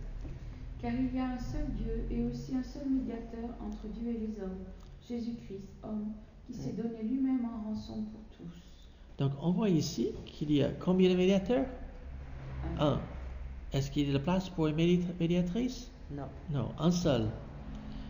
Un seul entre nous et Dieu. Lui qui est Dieu, lui qui est homme, il est le médiateur. Il est notre souverain sacrificateur qui nous donne un accès libre auprès de notre Père Céleste. Et nous n'avons pas besoin d'autre chose. Nous pouvons nous approcher de Christ, de Dieu par Christ. Je vais clore avec Matthieu chapitre 17. Matthieu chapitre 17. C'est l'histoire que Matthieu chapitre 17, il y a... Je vais le lire, je vais le commenter. Matthieu chapitre 17. 6 jours après, Jésus prit avec lui Pierre, Jacques et Jean, son frère, et il les conduisit à l'écart sur une autre montagne. Donc, Jésus y va sur une montagne avec Pierre, Jacques et Jean. Il fut transfiguré devant eux. Donc, Jésus il peut changer dans sa gloire. Son visage resplendit comme le soleil et ses vêtements devinrent blancs comme la lumière. Donc, Jésus là dans sa gloire, il le voit venir dans sa gloire là. Et voici Moïse et Élie leur apparurent, s'entretenaient avec lui. Donc il y a Moïse et Élie qui arrivent. Imagine Pierre, Jacques et Jean, ils sont là, ils sont épargnés par la situation. Et voilà, c'est magnifique.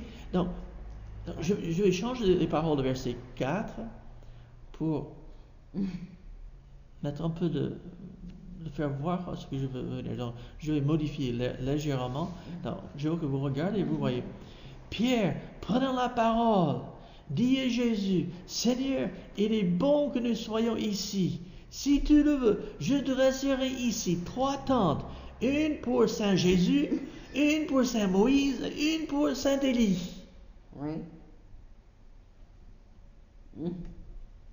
C'est magnifique, n'est-ce pas? Il va dresser 3 tentes pour Jésus, une pour Élie et une pour Moïse. Pierre, il pense bien faire. Comme ça arrive à tout le monde de dire des bêtises. Tout le monde. Une grosse bêtise, ça n'avait pas de sens. Ça ne peut pas faire. Ça n'avait pas de sens. Ça arrive tout dans la vie. Mais on peut comprendre. On peut comprendre Pierre. Je voulais faire du pique-nique. Quand il dit tente et tabernacle, c'est l'idée de un endroit pour habiter, pour un endroit pour, on peut dire, il va construire un genre de lieu saint pour ces 3 grandes saints. Lorsqu'ils ont, voilà, verset 5, comme il parlait encore, une nuée lumineuse les couvrit. Et voici une voix fit entendre de la nuée ces paroles. Celui-ci est mon fils bien-aimé. On peut dire, celui ici seul est mon fils bien-aimé, en qui j'ai mis toute mon affection. Écoutez-le. C'est pas écoutez-les, écoutez-le. Bah, oui. Donc on voit ce que Dieu pense de Saint Moïse et Saint Élie. Il dit, c'est pas leur place. Ils n'ont pas le rôle de médiatrice, médiateur, pas plus que Marie. Lorsqu'ils ont entendu cette voix, les disciples tombèrent sur leur face et furent saisis d'une grande frayeur. Que nous puissions prier que tout ce qui glorifie, qui édifie des édifices à la gloire de Marie ou d'autres saints, qui tombent sur le visage dans l'humiliation et demandent pardon, saisis de grande frayeur. Mais Jésus s'approcha, les toucha et dit, levez-vous, n'ayez pas peur. Il lève les yeux de voir que Jésus seul, il lève les yeux, qu'il voit que Jésus seul, et qu'il trouve en lui la paix et le pardon, qu'ils n'ont pas besoin d'avoir peur, parce que Jésus est le chemin, la vérité et la vie. C'est par la foi en lui que nous sommes pardonnés, nous sommes sauvés, nous sommes réconciliés avec Dieu. Ce n'est pas par des rites, ce n'est pas par des saints, ce n'est pas par Marie, ce n'est pas par une église, c'est par Jésus et Jésus seul qu'il y a le pardon, la grâce et la vie éternelle. Venez à Jésus-Christ, trouvez en lui le repos pour nos âmes, trouvez en lui la réponse à nos interrogations, lui et lui seul. Je trouve ce passage est merveilleux pour comprendre qu'il faut venir à Jésus et Jésus seul. Donc, Marie, reine des cieux, pas de tout. Marie, serviteur de Jésus-Christ, oui. Que nous aussi, nous soyons au service de Jésus-Christ. Est-ce que vous avez des questions, des remarques par rapport à Marie et son rôle? Bien, on va prier. Notre Père, nous voulons te louer pour Jésus-Christ. notre médiateur, notre sauveur. Celui qui s'est donné pour nous sur la croix, qui nous a rachetés, qui a payé le prix, que notre rédemption est complète en Jésus-Christ. Nous n'avons plus rien à y ajouter pour être sauvés. C'est lui notre pardon, notre sauveur, notre Seigneur. Nous voulons le glorifier, lui et lui seul. Oh Seigneur, te prions pour nos amis catholiques qui sont aveuglés par un dogme sur Marie qui n'est pas biblique. Que tu les aides, Seigneur, à se tourner vers toi, le seul sauveur. Au nom de Jésus-Christ. Amen. Amen.